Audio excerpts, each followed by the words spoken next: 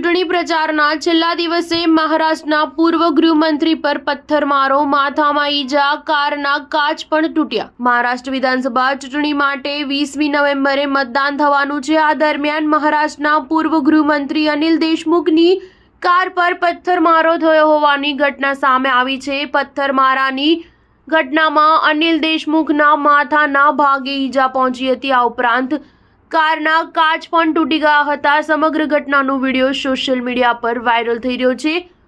મહારાષ્ટ્રમાં વિધાનસભા ચૂંટણીના પ્રચાર માટે આજે અંતિમ દિવસ હતો।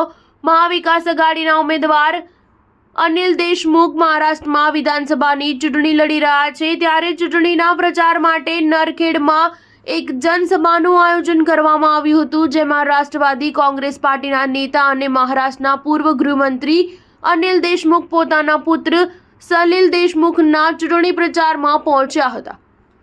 આ પછી નરખેડથી પરત જતી વખતે કટોલ જલાલખેડા રોડ પર તેમની કાર પર હુમલો થયો હતો। સમગ્ર ઘટનાનો વિડીયો સોશિયલ મીડિયામાં વાયરલ થઈ રહ્યો છે, જેમાં જોવા મળે છે કે અનિલ દેશમુખમાં માથાના ભાગે ભારે ઈજા પહોંચતા લોહી નીકળી રહ્યું છે અને કેટલાક લોકો તેમને લઈને જઈ રહ્યા છે। જ્યારે મહારાષ્ટ્ર વિધાનસભા ચૂંટણી માટે 20મી નવેમ્બરે મતદાન થવાનું છે, જેમાં રાજ્યની 288 વિધાનસભા બેઠકો પર મતદાન બાદ 23 નવેમ્બરે પરિણામ જાહેર કરવામાં આવશે। અનિલ દેશમુખ મહારાષ્ટ્રના ગૃહમંત્રી રહી ચૂક્યા છે।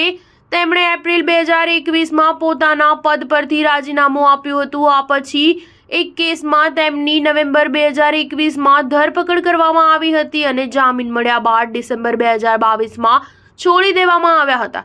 એક કાર્યક્રમ દરમિયાન અનિલ દેશમુખે કહ્યું હતું કે તેમણે જેલવાસ દરમિયાન એક પુસ્તક લખ્યું છે, જે ટૂંક સમયમાં બજારમાં ઉપલબ્ધ થશે। અનિલ દેશમુખના પુસ્તકનું નામ છે diary of home minister. Star news 7 હંમેશા સચ્ચાઈની સાથે।